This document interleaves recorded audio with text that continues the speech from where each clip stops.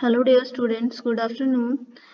Myself Sapna and going to take your class on angiosperms, and this lecture is totally based upon the HP University syllabus of MSc Botany 3rd semester, and your subject name is Biology and Diversity of Angiosperms 2, and this is your syllabus which is displayed on the screen, which we have to discuss first.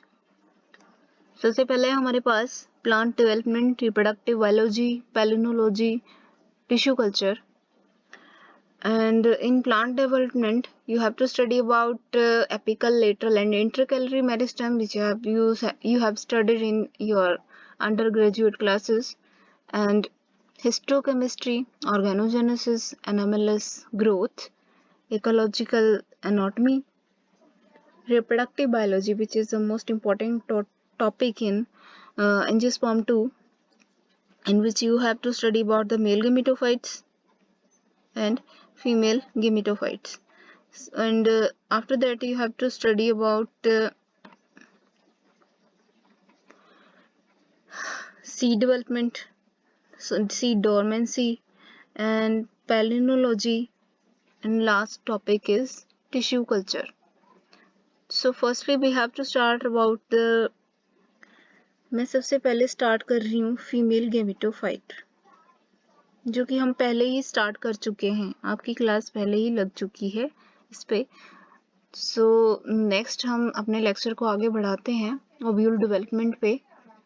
तो ovule development पढ़ने से पहले हमें पता होना चाहिए what is megasporangium और ovule. ठीक है, ओव्यूल या मेगास्पोरेंजियम होता क्या है. मेगास्पोरेंजियम और ओव्यूल जो हो डिफरेंट टर्म्स हैं या फिर सेम टर्म्स हैं. अगर हम बात करें एंजियोस्पर्म्स की, तो एंजियोस्पर्म के लिए मेगास्पोरेंजियम और ओव्यूल जो है, इसमें क्या होता है, थोड़ा सा चेंज होता है. मेगास्पोरेंजियम जो है वो बीच वाले पोर्शन को बोला जा रहा है, और उसके साथ अगर दोनों इंटेगुमेंट्स को, उसके जो सीड कोट है या फिर उसका जो आउटर कोट है इंटेगुमेंट्स का, उसको इंक्लूड किया जाए, तब उसको हम ओव्यूल कहेंगे. ठीक है, उसको हम क्या कहेंगे, ओव्यूल. बस इतना सा फर्क है. और अगर हम जिम्नोस्पर्म की बात करें, तो जिम्नोस्पर्म में मेगास्पोरेंजियम और ओव्यूल एक ही बात होती है. जिम्नोस्पर्म में आउटर कोट प्रेजेंट ही नहीं होता. जैसे यहाँ पे एंजियोस्पर्म की बात कर रहे हैं, तो यहाँ पे स्टाइल और ओवरी प्रेजेंट है और आउटर कोट जैसा प्रेजेंट है.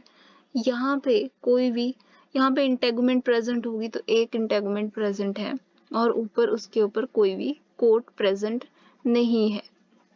ठीक है, ये थोड़ा सा डिफरेंट है. जब हम जिम्नोस्पर्म की बात करते हैं तो हमें नेक्ड सीड प्लांट्स बोलते हैं जिम्नोस्पर्म को, और एंजियोस्पर्म जो है वो कैसे होते हैं, कवर्ड सीड प्लांट्स होते हैं, उनके ऊपर एक परफेक्ट कवरिंग प्रेजेंट होती है. तो ये वो कवरिंग है. ठीक है, तो यहाँ पे क्या कहते हैं कि जो मेगास्पोरेंजियम है, megasporangium, mega means large and micro means small. ठीक है, माइक्रोस्पोरेंजियम की बात करेंगे तो वो होगा मेल गेमेटोफाइट, और हम मेगास्पोरेंजियम की बात कर रहे हैं, that means this is we are talking about the female gametophyte, means to say ovule. And ovule कहाँ पे प्रेजेंट होता है, it is attached to the placenta on the inner wall of the ovary by a stalk called funiculus. After fertilization, ovule starts to swell and its wall starts to toughen up to preparation to become a seed. तो seed जो है वो कहाँ से बनता है, ovule ही mature होके seed बनाता है, और ओवरी जो है वो मेच्योर होके क्या बनाती है, फ्रूट बनाती है. Clear. So that is the structure of ovule. यहाँ पे ओव्यूल का स्ट्रक्चर दिया है, दैट इज फ्यूनिकुलस. ये फ्यूनिकुलस क्या होती है, ये स्टॉक होती है जो कि प्लेसेंटा से अराइज होती है. ठीक है, next is the components of ovule. Components ovule में क्या आएगा, क्या क्या कंपोनेंट्स होते हैं। इसका सबसे मोस्ट इम्पोर्टेंट कंपोनेंट है इसका nucellus and the integuments for the outermost layer and the female gametophyte. Female gametophyte is the main. Sorry. So सबसे पहले हम पढ़ते हैं कि what is the nucellus. ये nucellus क्या चीज होती है, nucellus कहाँ पे present होता है. The nucellus is the largest part of the ovule. It houses the embryo sac. It houses the embryo sac as well as the nutritive tissue and actually remains present in the some flowering plants after fertilization as the source of nutrients for embryo. तो nucellus जो है वो कहाँ पे present है, ये clearly दिख रहा है हमें, दैट इज न्यूसेलस. ये सारा न्यूसेलस है, जो कि न्यूसेलस में ही ये सारा पोर्शन जो है वो न्यूसेलस है, न्यूसेलस में ही लाई करता है मेगास्पोरोसाइट, जिससे मेगास्पोरेंजियम बनता है.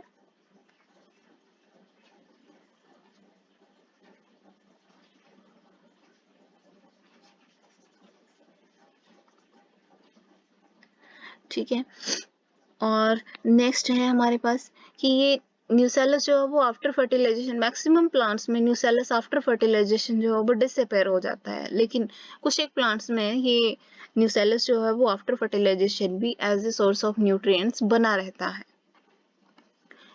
नेक्स्ट पार्ट है इंटेगमेंट्स. और इंटेगमेंट्स आप देख चुके हो, integuments is the tough outer protective layer of ovule, जो कि डायग्राम में आपने देखा अभी. तो यहाँ पे क्या है, this one is integuments in gymnosperm. ये एक ही इंटेगमेंट है, यहाँ पे यूनिटेगमिक है ये, और यहाँ पे दो इंटेगमेंट्स हैं. ये इंटेगमेंट इनर, ये आउटर इंटेगमेंट है और ये इनर इंटेगमेंट है.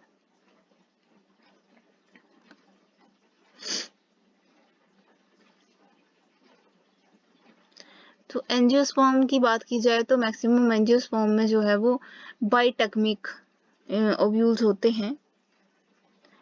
बाइटेगमिक ओव्यूल क्या होता है, जिसमें टू इंटेगमेंट्स प्रेजेंट होती हैं, यानी कि इनर और आउटर इंटेगमेंट्स में उनकी डिफरेंशिएशन होती है, जैसे इसमें है inner integument and outer integument, inner integument and outer integument. लेकिन अगर बात की जाए जिम्नोस्पर्म की, तो यूजुअली जिम्नोस्पर्म में या स्प्रूस ट्रीज और gymnosperms have only one integument in an ovule, so we can call them unitegmic ovules. उनको हम क्या बोलते हैं, यूनिटेगमिक ओव्यूल, क्योंकि इसमें इंटेगमेंट सिर्फ एक है. कितनी इंटेगमेंट है, सिर्फ एक इंटेगमेंट है. और यहाँ पे कितनी इंटेगमेंट्स हैं, 2 इंटेगमेंट्स हैं. This integument encloses the nucellus. Nucellus को ये enclose करते हैं except for a small gap which is called the micropyle. एक छोटा सा गैप रह जाता है, वहां पे ये बाइंड नहीं करते हैं न्यूसेलस को. देखो यहाँ पे ये न्यूसेलस को इसने बाइंड नहीं किया है, यहाँ पे भी न्यूसेलस को बाइंड नहीं किया है इन इंटेगमेंट्स ने. तो इस छोटे से पॉइंट को हम बोलते हैं micropyle.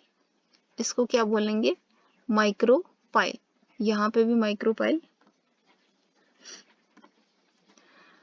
Next part is the female gametophyte. Female gametophyte जो है उसमें सबसे इंपॉर्टेंट पार्ट है ये. This is the part of ovule with that contain the gamete producing sex organ, जिसमें गेमीट्स जो है वो प्रोड्यूस होते हैं which are critical for sexual reproduction. And female gametophyte contains a single set of unpaired chromosomes. Female gametophyte में क्या होता है, single set of unpaired chromosome होता है, meaning that it is haploid. ये चीज जो है वो याद रखने वाली होती है कि कौन सा हैप्लॉइड है और कौन सा डिप्लॉइड है. Note that it is commonly called as the embryo sac और मेगा गेमेटोफाइट. जो फीमेल गेमेटोफाइट है उसको मेगा गेमेटोफाइट बोला जाता है। ठीक है, तो इस चीज को मेगा गेमेटोफाइट बोला गया है, इस सारी चीज को।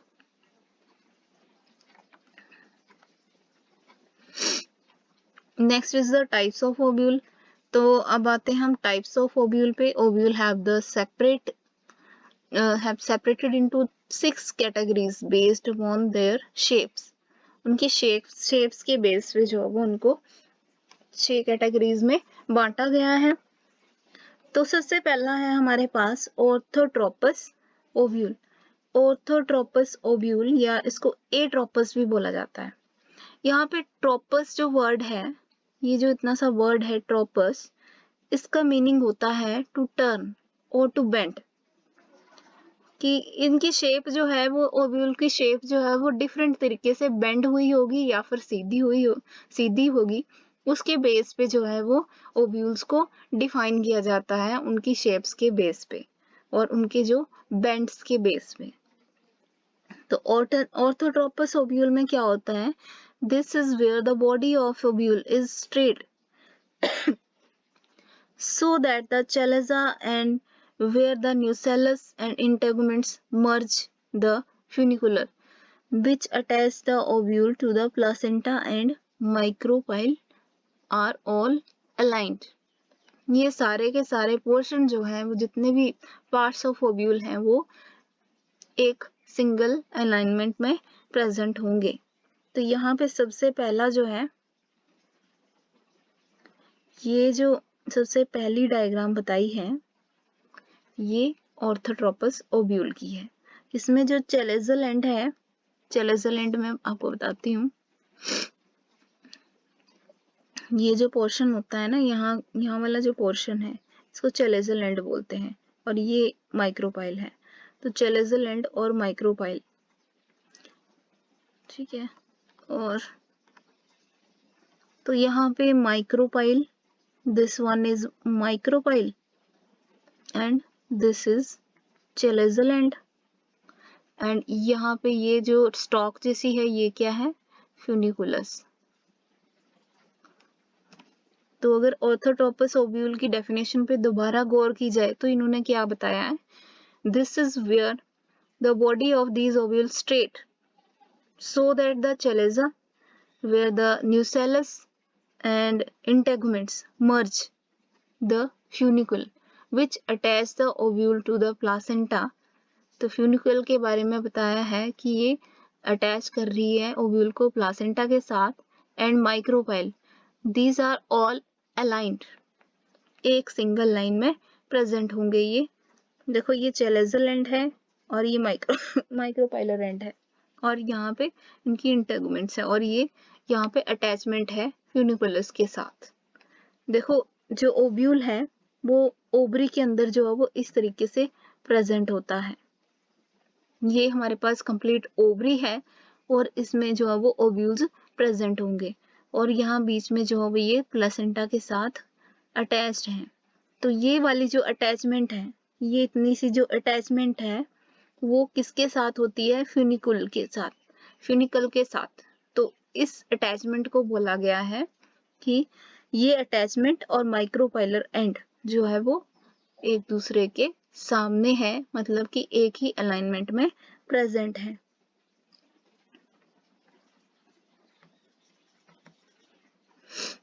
ठीक है।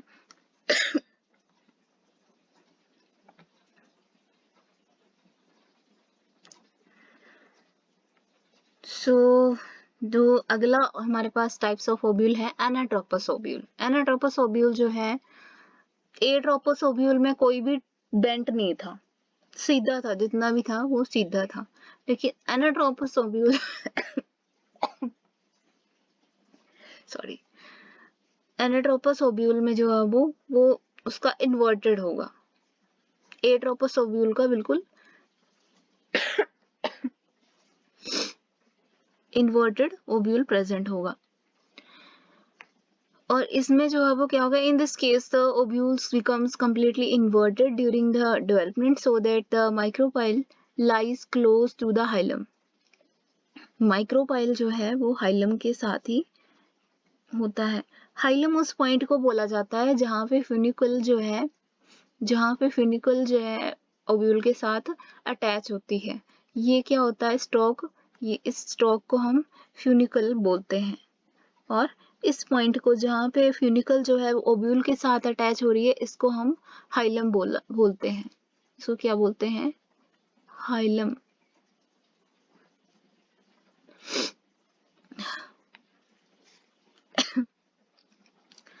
The hilum scar is that hilum is a scar that marks the point where the seed was attached to the fruit wall by funicle. तो ये बाद में जो है वो एक छोटा सा स्कार जैसा छोड़ देता है जब सीड डेवलपमेंट होती है और सीड जो है वहां से डिटैच होता है, तो सीड में वहां पे एक छोटा सा स्कार जैसा बन जाता है। Next is hemianatropous ovule. Hemianatropous ovule में क्या होता है, the body of these ovule become a right angle at a right angle in relation to funicle so that it looks like a ovule is lying on its side. तो यहाँ पे क्या हो रहा है, थोड़ा सा डिफरेंस है एनाट्रोपस ओव्यूल से कि हेमीट्रोपस ओव्यूल कौन सा है, सी। तो यहाँ पे माइक्रोपाइलर एंड और चैलेजल एंड जो वो एक दूसरे के सामने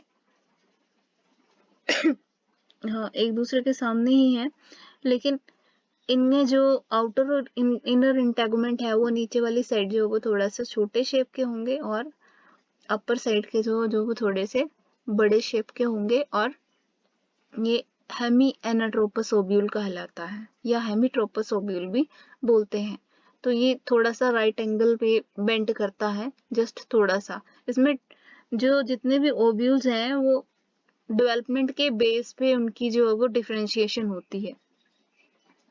जैसे इसकी डिफरेंशिएशन जो है वो इस ओव्यूल में डेवलपमेंट जो है वो सीधी हो चुकी है, इसमें कोई भी मतलब आगे पीछे, यहाँ पे जो फिनिकल है वो थोड़ा सा ज्यादा डेवलप हो रही है, इसलिए इसकी जो फिनिकल है ज्यादा अच्छे से डेवलप हो रही है, लेकिन बाकी पार्ट्स जो हैं वो वैसे के वैसे ही हैं, तो ये थोड़ा सा जो वो बेंट हो गया है। तो यहाँ पे भी सेम फ्यूनिकुलस की जगह जो है वो चैलेजल एंड वाले पोर्शन जो है वो ज्यादा डेवलप हो रहा है या फ्यूनिकल जो है वो छोटी सी है, तो यहाँ पे क्या हो रहा है, ये थोड़ा सा वेंट हो जा रहा है। यहाँ पे पूरा वेंट हुआ है और ये इसका हाफ जो है वो बेंट हुआ है, इसलिए इसको जो है वो हेमीएनाट्रोपस ओव्यूल बोलते हैं। Next one is campylotropous. The body of this is bent. इस ओव्यूल की जो बॉडी है वो बिल्कुल बेंट हो जाती है and is the alignment between the चलेजा and micropyle is lost. यहाँ पे कोई भी अलाइनमेंट नहीं होती। जब आप बात करते हैं हेमीएनाट्रोपस की, तो हेमीएनाट्रोपस में चलेजल एंड और माइक्रोपाइलर एंड जो है वो एक दूसरे के सामने है। ये चलेजल एंड है और ये माइक्रोपाइलर एंड है। लेकिन जब हम बात करेंगे कि जब हम बात करते हैं कैम्पाइलोट्रोपस की, तो कैम्पाइलोट्रोपस में क्या होता है, कैम्पाइलोट्रोपस में ये अलाइनमेंट बिल्कुल गायब हो जाती है। इसकी इनर इंटेगमेंट और आउटर इंटेगमेंट की ग्रोथ यहाँ से हो रही है, एक इंटेगमेंट और एक तरफ की इंटेगमेंट से वो बिल्कुल ही ज्यादा ग्रो कर रही हैं और एक तरफ की इंटेगमेंट से वो बिल्कुल कम ग्रो कर रही हैं, और चलेजल एंड यहाँ पे रह जाता है, यहाँ पे चलेजल एंड रह जाता है और ये माइक्रोपाइलर एंड रह जाता है। तो इसमें अलाइनमेंट की कोई बात ही नहीं रह जाती, मतलब स्लाइटली कर्व्ड हो जाता है ये। जब बात करते हैं हेमीट्रोपस ओव्यूल की, सॉरी एम्फीट्रोपस ओव्यूल की, the body of the ovule is very much curved. यहाँ पे ओव्यूल की बॉडी जो है वो बहुत ज्यादा कर्व हो जाती है, मतलब जैसे जैसे डेवलपमेंट जो है वो बिल्कुल बेंट वाले ओव्यूल, पहले हमने सबसे पहले बिल्कुल सीधा वाला ओव्यूल पढ़ा, उसके बाद जो वो सीधा बेंट इन्वर्टेड ओव्यूल पढ़ा, फिर धीरे धीरे कैसे कैसे बेंडिंग हो रही है ओव्यूल की, वैसे ओव्यूल जो है वो हम स्टडी कर रहे हैं। तो the body of ovule is very much curved that the embryo sac and the ovule itself take the shape of horseshoe। Horse के पैर की तरह जो है वो इसकी शेप हो जाती है। तो ये हमारे पास एम्फिट्रोपस ओव्यूल है। आप खुद देखो, यहाँ पे बिल्कुल सीधा था ये, यहाँ पे बिल्कुल इन्वर्टेड है, और यहाँ पे थोड़ा सा यहाँ पे बेंडिंग हुई है, यहाँ पे थोड़ी और बेंडिंग हो रही है, लेकिन यहाँ पे और ज्यादा बेंड हो रहा है ये इंटेगमेंट्स। और यहाँ पे चैलेजल एंड की डिफरेंशिएशन जो है वो इधर है, और यहाँ पे चैलेजल एंड जो है वो यहाँ पे है। जस्ट थोड़ा सा डिफरेंस है। अगर हम इसी ओव्यूल को बिल्कुल ही इसकी जो इनर और आउटर इंटेगमेंट्स को बिल्कुल ही बेंड कर देंगे, तो यहाँ पे कौन सा ओव्यूल बन जाएगा? कैम्पाइलोट्रोपस ओव्यूल। और ये करेक्टरिस्टिक होती है क्रूसीफेरी फैमिली की। एंड जो हमारा लास्ट टाइप ऑफ ओव्यूल है दैट इज सर्सिनोट्रोपस ओव्यूल। सर्सिनोट्रोपस ओव्यूल जो है वो बिल्कुल ही बेंड, मतलब कॉइल कर जाता है ovule. The funicle in this case especially long that creates a nearly full circle around the ovule, which whose micropyle is ultimately pointing upwards, जिसका माइक्रोपाइल जो है वो अपवर्ड्स जो है वो कर लेता है।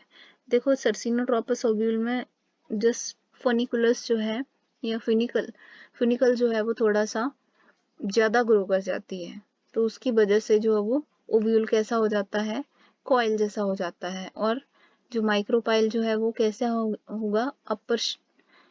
ऊपर वाली तरफ जो है वो माइक्रोपाइल का माउथ होगा। Next is the function of ovules. Function क्या होता है ओव्यूल में? ओव्यूल जो है वो उसका वाइटल रोल होता है सेक्सुअल रिप्रोडक्शन में। And once a pollen grain lands on the stigma of flower of same species, it sends its pollen grain। जो इस प्रोसेस का आपको पता ही है कि जैसे पोलन ग्रेन जब भी स्टिग्मा पे लाई करेंगे तो क्या होगा? यहाँ पे अगर पोलन ग्रेन जो है वो लाई करते हैं तो यहाँ से स्टिग्मा और स्टाइल से होकर जो है वो उनकी जर्नी जो है वो ओव्यूल तक होती है। ठीक है, ओव्यूल तक जो है वो पहुंच जाते हैं। और जब ओव्यूल तक वो पहुंच जाते हैं तब आफ्टर दैट फर्टिलाइजेशन होगी, और फर्टिलाइजेशन के बाद जो है वो वहां पे सीड बनेगा।